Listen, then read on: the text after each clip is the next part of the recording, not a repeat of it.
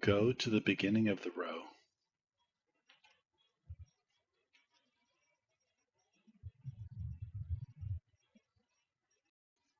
Move down one screen.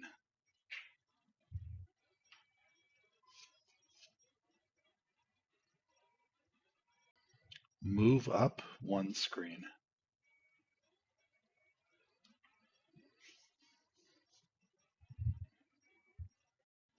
Insert a new sheet.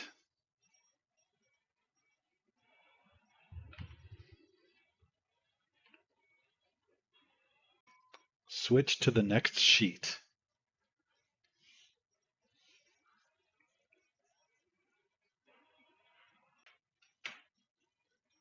Switch to the previous sheet.